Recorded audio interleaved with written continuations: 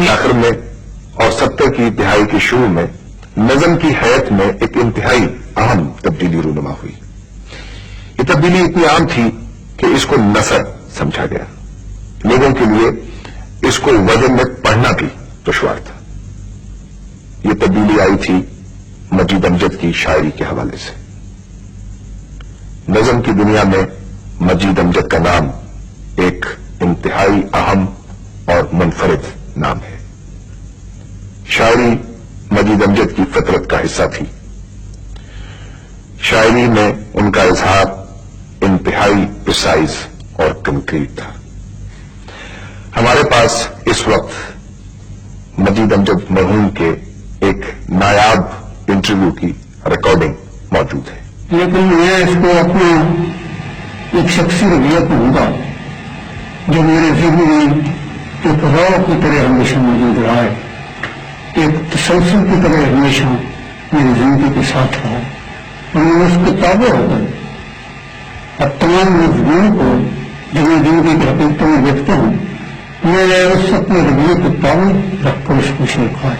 اور ہم یہ نظریہ ہے کہ میں ایسا محسوس کرتا ہوں کہ تمام ممالک میں، تمام کائنات میں، تمام تاریخ میں، تمام ارتقاء میں ایک چیز مسلسل زندہ رہی ہے اور وہ عمل خیر کا تسلسل.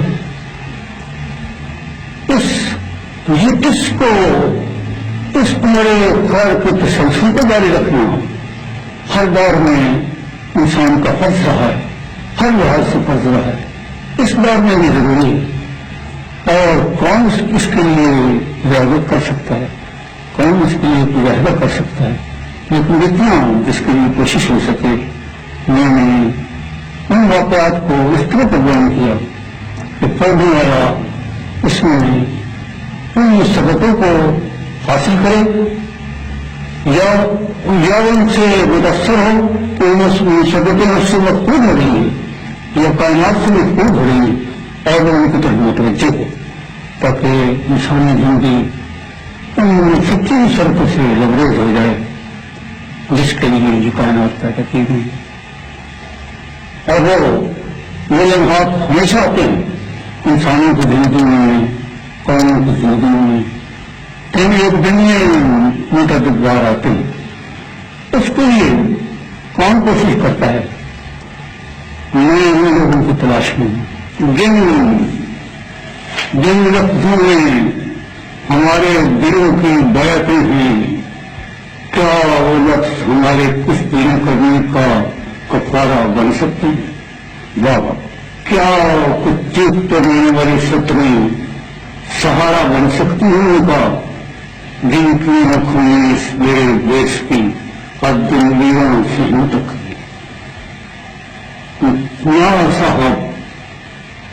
نا صاحب اپنے لفظوں بھرے کنستر سے چلے بھر بھی کسی کو دے کر ہم سے ہمارے قرض نہیں اتریں گے. بابا تو کیا یہ شعر اور کیا ان شعروں کی حقیقت؟ نا صاحب اپنے لفظوں بھرے کنستر سے چلے بھر بھی کسی کو دے کر ہم سے ہمارے قرض نہیں اتریں گے. اور یہ قرض اب تک کس سے کب اترے؟ لاکھوں نصرت ہجوموں کی خنداں خونی آنکھوں سے بھرے ہوئے تاریخ کے چوراہوں پر صاحب تخت خدا بندوں کی کٹی گرمی بھی حل کر نہ سکے مسائل، ایک سائے کو مسائل. بابا اپنی زندگی کی استادگی میں دل دین سب تحریریں سب کچھ ہے.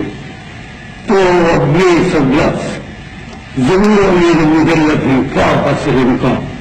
جب تک میرا دکھ میرے دل کی، میرے لہو کی دھڑکتی ٹکسالوں میں دھڑکے، جب تک میرا دکھ میرے لہو کی دھڑکتی ٹکسالوں میں دھڑکے، داؤں پھریس میری جھولے میں کھڑکے جو سڑک کے کنارے میرے قدموں کے بچھی.